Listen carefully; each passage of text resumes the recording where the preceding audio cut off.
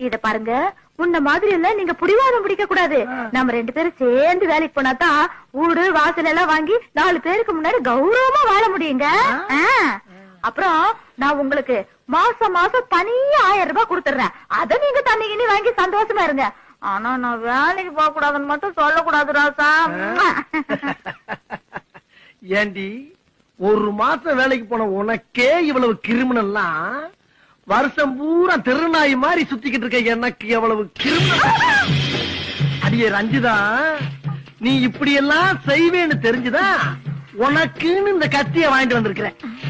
நீ மட்டும் காலையில வேலைக்கு போனேன்னு வச்சுக்க மவள.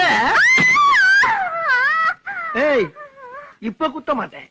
காலையில வேலைக்கு போனேன்னா எப்படி குத்துவேங்கிறத குத்தி காட்டியிருக்கேன். வேலையா உசுரா முடிவு பண்ணிக்க.